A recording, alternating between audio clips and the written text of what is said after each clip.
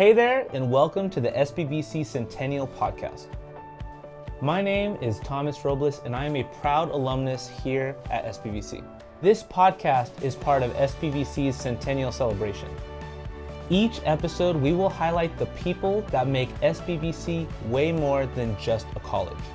We'll talk to alumni, faculty, staff, local leaders, and community partners about how this campus opened doors, built careers, and inspired generations. Welcome to the SBVC Centennial Podcast, where we celebrate 100 years of stories here at San Bernardino Valley College. Hey everybody, this is Thomas Robles, and welcome back to the SBVC Centennial Podcast. Today, I have the honor of interviewing Dawn Garcia, who is a part of the wonderful human resources team at the district office, but she has a deep personal connection to San Bernardino Valley College through her grandmother. So please, Dawn, how are you? Welcome to the podcast. I am great. Thank you for having me. Of course. I was so delighted to hear that your family was, they had deep roots on campus. Can you tell me a little bit about how and when your family came here to Valley College? So my grandmother and my great uncle, her brother, both graduated from San Bernardino High School and then came on over to Valley. They both got their associate degrees. And that wasn't even actually something I learned about until I started working here at the district. I mentioned it to my dad, and my dad was like, "Oh, my mom went there." And I was like, "Really?" He's like, "Yeah." And he started telling me more about her water acrobatics, her synchronized swimming, and it was just interesting. I was like, oh, that makes sense. Like, my summers I spent at my grandma's house growing up in Scottsdale, Arizona. Really, really, really hot. And she had a pool, so we were always in the pool. And every morning we'd go out early before it got hot, and we'd do, like, the exercises in the pool and all of these. And hearing that from my dad, I'm like, okay, this makes sense. She loved it. And it made so much more sense to me now why she loved it so much, and that she started doing that back in the 50s, I believe, was when she came here to Valley. That's so cool to hear about her connection to aquatics, right, through Valley College. Now I ask, you shared a photo with me about a Letterman. Tell me about that artifact. So that actually, I did not know that even existed. My grandmother passed away this past December, and so, my family's been going through her things, and my sister had sent me that picture, and it was like, this is her Letterman sweater from when she was at Valley. Wow. And then also the patch from, her aquatic sports team. So, yeah, it was super, super cool because I knew that she had attended and done what she had done, and then to see, like, a piece from there was really cool. Now, Dawn, when you found out about that jacket from your family, how did that change your perspective about the campus and about your family, knowing that they were so deeply rooted here? Right, and so, like I said, that was somewhat new information for me, so I thought, that's super cool. I had no idea. It just kind of took me by surprise, and then when I saw the actual, jacket and the patch, and then I started thinking, is there a pool here anymore? That was like my first thought. But then it was just, I had so many questions. Sure. Like, all of a sudden, I wanted to know so much more. Like, what did she get her degree in? What was her length of time here? All of those things. And so, as my sister, shout out to my sister. She's been amazing, helping me, providing me all of the things from my grandmother. And as all of those things are coming out and those questions are starting to get answered, it's just, I feel like I have more of a connection to the community, to the Inland Empire. Now, my family and myself, we haven't been here long. We just moved here in October of 2022. But it didn't take long before it felt like home. It was welcoming. It has all of the things that we love about a community. And so when learning about, I had family roots here already, and I'm like, I could see that, and I can see why you'd want to be here, why you'd want to come here, why you'd want to stay here, all of those things. And so it just meant it was a little more meaningful. Like, I already felt like home so quickly. And my sister lives here in the IE too. Like, this, somehow we just ended up back in this area, even though, you know, we didn't necessarily know the connection there. So I think it just made it feel a little bit deeper. Full circle moment. Yeah. That's so cool. Yeah. My grandmother's name is Barbara Love. Love that. Yes. So her middle name is Linnea. My little sister has her middle name. And she was Love before she got married, and she married my grandfather, my dad's dad, and then she was Barbara Linnea Marshall. And my grandfather passed, and she remarried my grandfather, Marshall. So she was Barbara Linnea Love Coleridge Marshall. Very cool. Yes. I love that. Before learning about Grandma Love's love of aquatics here at Valley College, she was the avid swimmer at home, right? Yes. Tell me about that. It was just, I associate swimming with my grandmother because, like I said, we would go to her house during the summers. It was hot over there in Scottsdale, but that was like what I looked forward to all the time. And she was out there with us, whether she was in the pool or she was, you know, on the patio. She was always out there with us, and, you know, encouraging us to jump off. It was an 8-foot swimming pool, had a diving board, encouraging us to learn how to dive and, you know, jump off, and just all the different games in the pool. And she was just always out there enjoying either the being in the pool or, you know, watching us in the pool. And so, like, that's like the biggest thing that I think of when I think of my grandma is just spending those days, you know, outside in the pool. But now as an adult, and it's like 110 degrees over there sometimes. And as an adult, like when it's 100 degrees, you will not find me outside. So I'm wondering, how did my grandma sit outside with us all day long in that sweltering heat? And then, of course, as kids, how did we even do it? But I don't even ever remember getting sunburned. I don't remember being hot. I don't remember being tired of being in the pool. And it's just interesting that, you know, when you're a kid, you just have all of these great memories. I am pretty sure there were some sunburns in there. I'm not sure how there couldn't have been.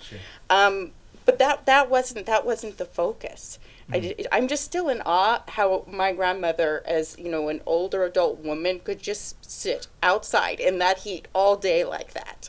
She had the stamina. She did. Had the vigor. She did, right? Absolutely. Wow. Hearing about your grandmother today, and for those that do not know, describe to me, what kind of person was she? I'd imagine she was full of love and very sweet.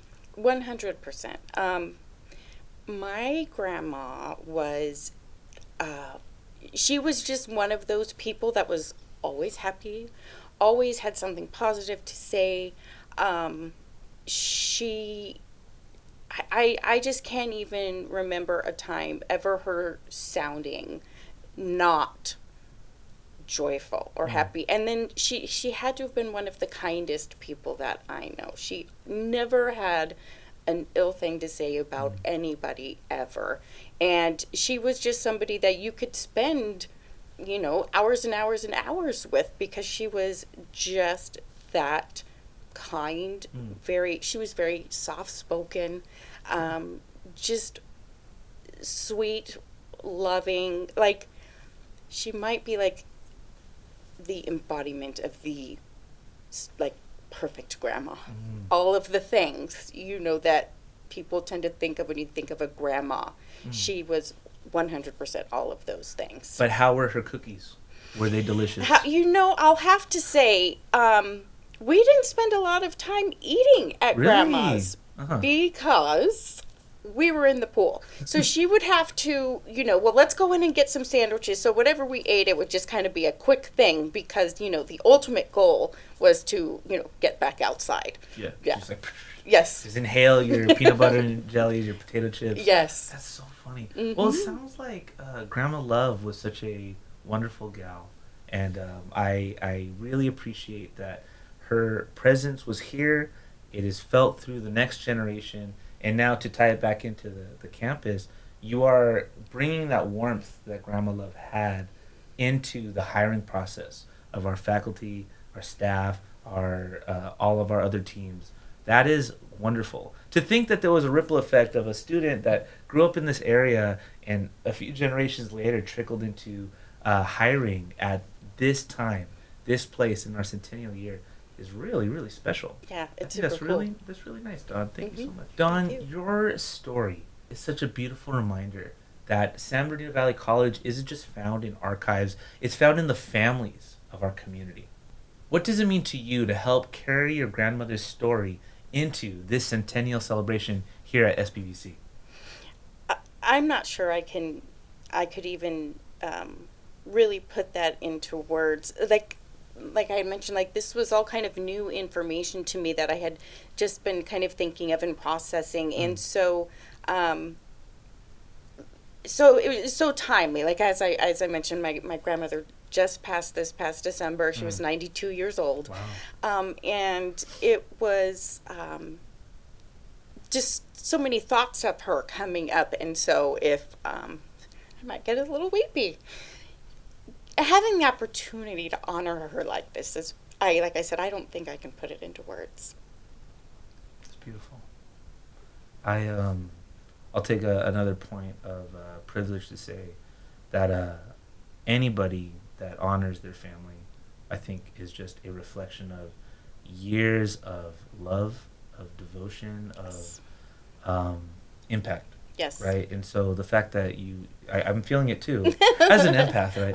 I feel it. You know, I dearly miss my departed family as well, but the fact that we can bring that story alive, Right. and really solidify it for our 100-year celebration. What an honor to have you. Thank you. And an honor to celebrate Grandma Love. Yes, thank you. You shared that Grandma Love wasn't your biological grandmother, but that she loved you no differently than anyone else. How does that part of her legacy shape the way that you see her today? You know, it's interesting. I don't even really think about it.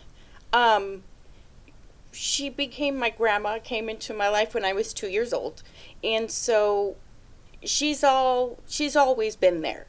She's always just, she's always been my grandma. And I didn't even realize that there wasn't a biological, attachment there until I got older. And, you kind of learn how all of that works as far as, biology and things like that. And it was just kind of just like, oh, okay. But it just, honestly, it really wasn't something I ever thought about. She has biological grandchildren, my cousins, and my sister is her biological granddaughter.